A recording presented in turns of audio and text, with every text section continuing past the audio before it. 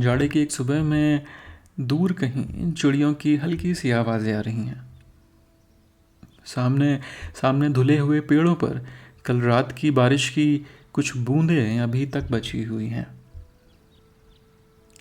ये शहर ये शहर रात में बरसता है और दोपहर में अचानक जल उठता है। सुबह में कुछ एक दो गाड़ियों की आवाज़ें भी आ रही हैं। सुबह में काम करने वाले शायद रात भर जल कर दिन में बरसते होंगे। हमारे हमारे एक अखबार वाले अंकल थे जिनका नाम घिसियावन था।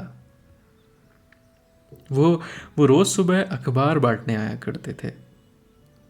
हम जब सर्दियों की रातों में रज़ाई के अंदर बैठकर आधी नींद में अपनी किताबें खोलते तो हमें बहुत हल्की आवाज़ों में उनकी साइकिल की आवाज़ सुनाई पड़ती।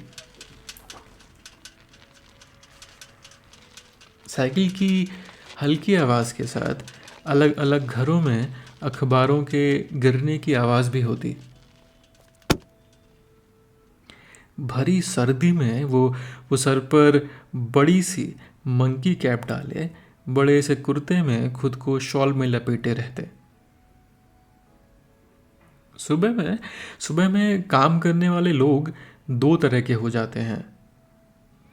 कभी कभी किसी से भी मिलकर बात करने लग जाना, या फिर इतना खामोश हो जाना कि किसी के भी पूछने पर कोई जवाब ना देना।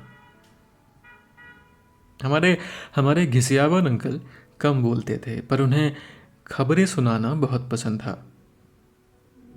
वो किसी वो किसी बड़े से मिलते ही रोज़ की ताज़ा खबरें सुनाना शुरू कर देते।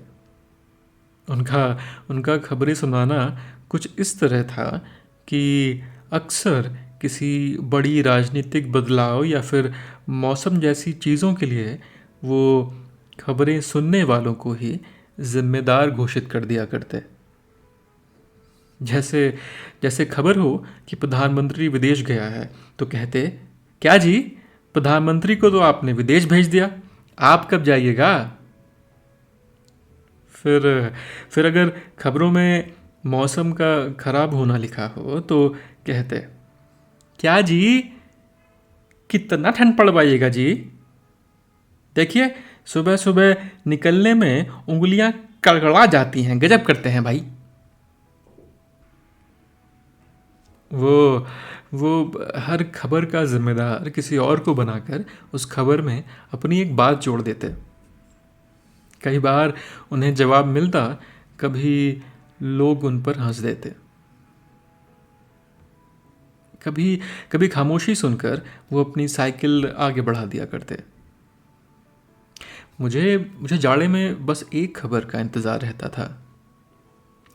शीत लहर के चलते डीएम ने 3 दिनों के लिए राज्य के सभी स्कूलों को बंद रखने के आदेश दिए हैं। घिसियावन अंकल जब मूड में होते तो अखबार डालते हुए गुनगुनाते हुए निकल जाते, रजाई में दुबके रहो भाई, स्कूल बंद है आज। मैं मैं अंदर से उनकी आवाज़ सुनता और हाथ रगड़ते हुए दौड़कर दरवाजे तक आता।